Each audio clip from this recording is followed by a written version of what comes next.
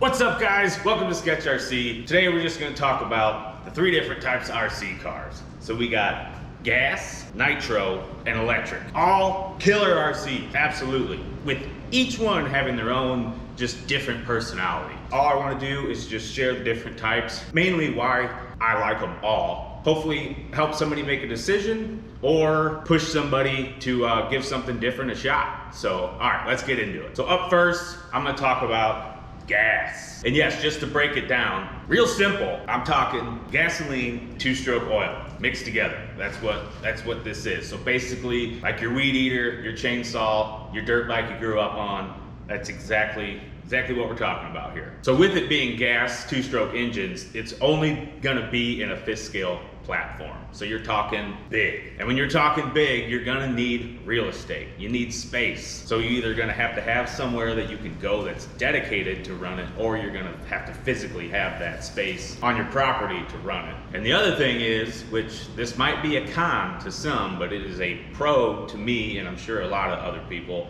is it's loud.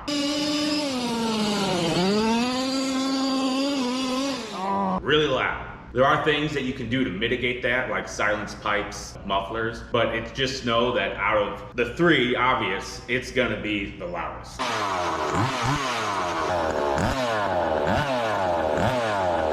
But the main thing about fifth scale gassers, which what I like the most, is it's for basically like the mechanic at heart. You get to experience everything with it. Tons of people have, let's say, the DBXLE. A lot of people have that. And it's all kinda, everybody has the same thing. Like, yeah, you can update ESCs and motors, but chances are somebody's done that. So you're kinda all sharing the same thing. Now when it comes to gassers, there's no other one like yours, because you tuned it differently, you upgraded it differently. It's hard to explain, but the uniqueness of it is by far the high. There's no other one like it besides the one you have. There's close, but there's just not. Your setup is your setup, and that's what's awesome about them. So that's why I say it's for like the mechanic at heart. So if you're like me and you just love working on stuff, you just want to stay out of trouble, and what does that for you is just getting your hands dirty and greasy. A fifth scale gas RC is hands down, that would be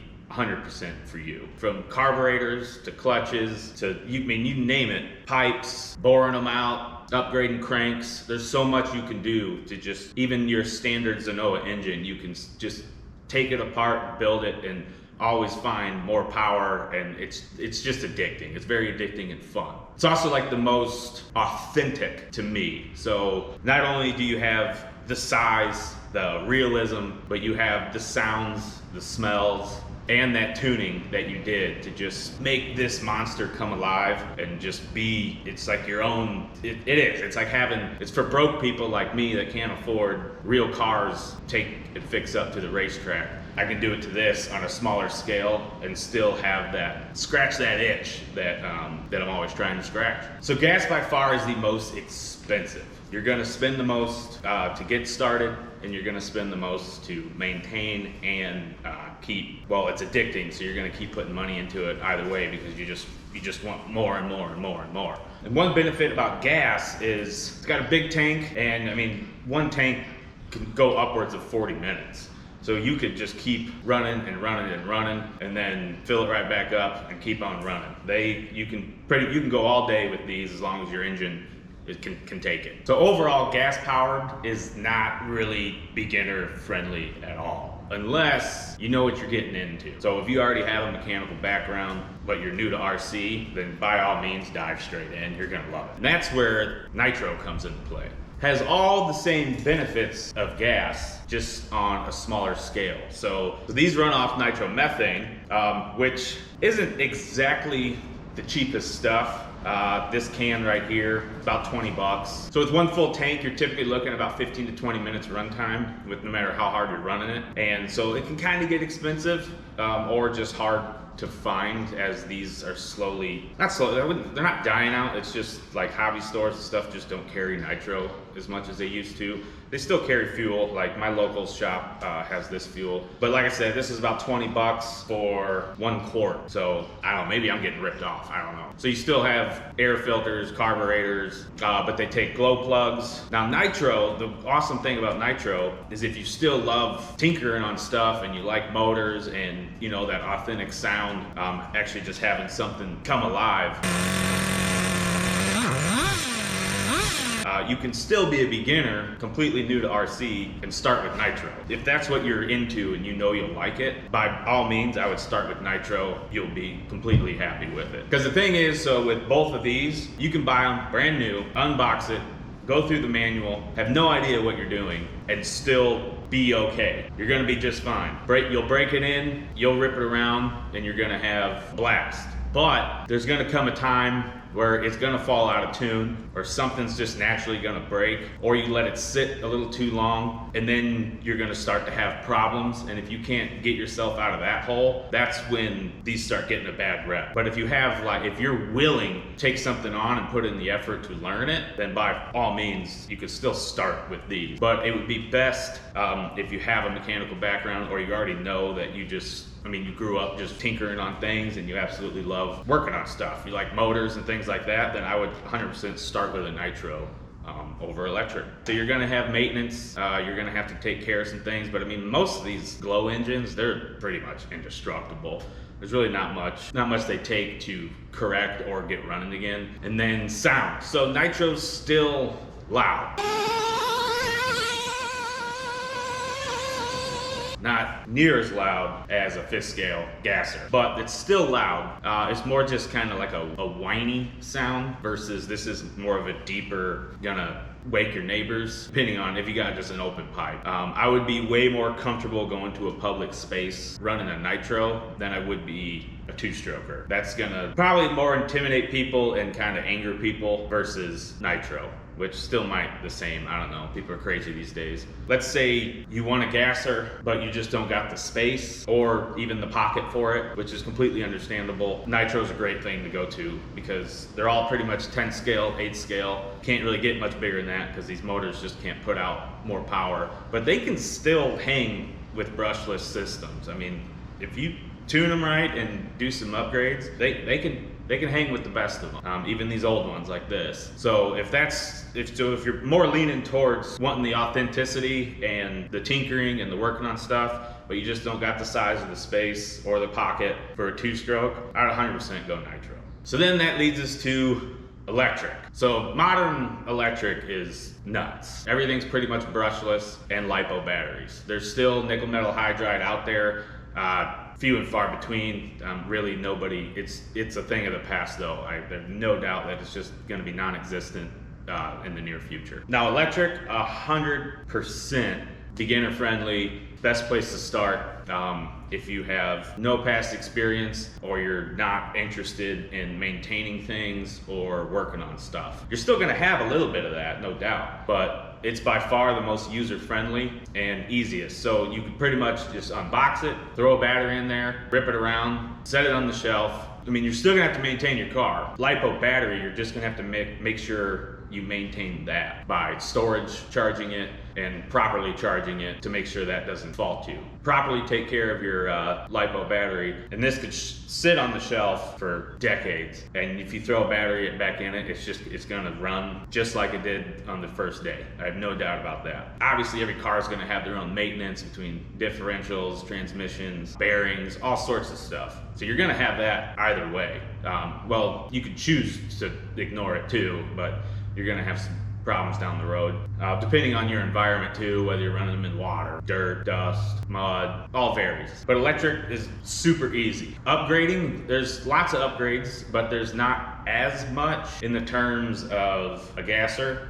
So you can update your ESC, your motor, and from there you're just going to be playing around with differentials and gearing. The window for really getting into the gritty of it is not as available as it is on nitro or gas. It's just things you're more involved with these, and you feel like you're actually like making a difference. You're physically doing something to make it better versus electric, you're just constantly going to be swapping things. You're going to be taking something out and putting a new one in that's better. So to a degree, you could take a programmer and start fine-tuning your ESC and things like that. The uniqueness of it just isn't there as much as it is over here to make it like your own. So yeah, you can set different punch levels and turbo timing and stuff like that. At least for me, you don't get what you get out of these. When you hear it and you know, like, okay, I gotta lean that out a little bit, I'm gonna richen that up a little bit, put a new pipe on it, put a new carb on it. But the awesome thing about electric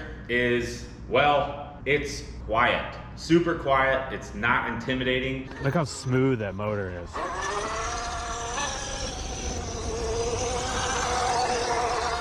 Oh, it's so smooth.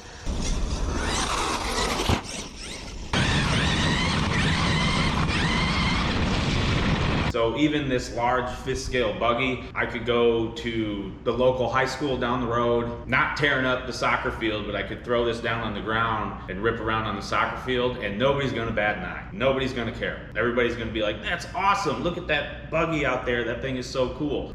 Minus if you're not throwing ruts and everything on the field. But I guarantee you that's the response you're gonna get. Now, if I were to go do that same thing, but take my 5T, people are gonna be calling authorities. I guarantee you somebody's gonna come out and tell me to stop, and it's just, I don't know why it gets a bad rep, because it's just intimidating. The sound and everything, it just makes everybody lose their head. But it's the truth that you can get away with electric everywhere. Sadly, it's just the way our society is. Electric also is, I mean, nowadays the brushless power, you can't beat it. You can still build these to hold a candle to them, but you're gonna be dropping some serious cash to just compete with a modern brushless setup. Or you can be like me and just like them all, enjoy every aspect of them, because they each have their own character, they have their own personality. Whatever you're feeling that day, you can just scratch that itch. Whether you want to run something small, but you still want to have that authenticity to it, then grab your Nitro, grab your old T-Max, grab your Rustler, grab your Savage, have a blast. Or if you want to just step things up a bit, get your gasser out and just dominate the terrain around you.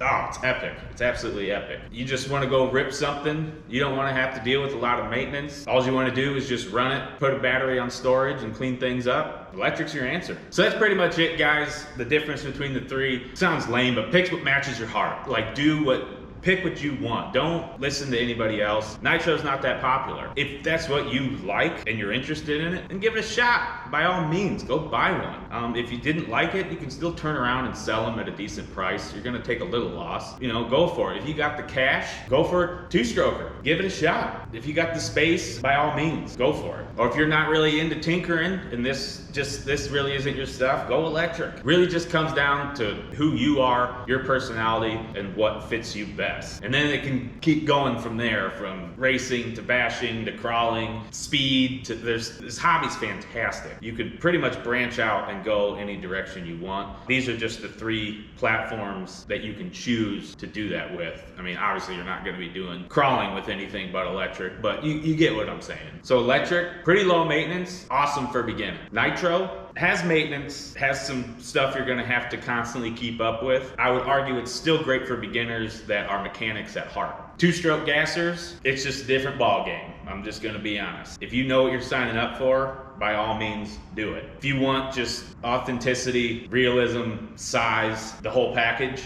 don't hesitate to get into two-stroke either, or be intimidated by it. You can learn. If you're willing to learn, you'll be perfectly fine. So all right, guys, thanks for watching. It's just a quick little video that all I wanted just to point out the differences and hopefully give people the courage to make a leap into something different, maybe not make that decision because it just isn't for them. So that's all. Thanks for watching. I appreciate it, and I'll see you on the next one. All right, bye.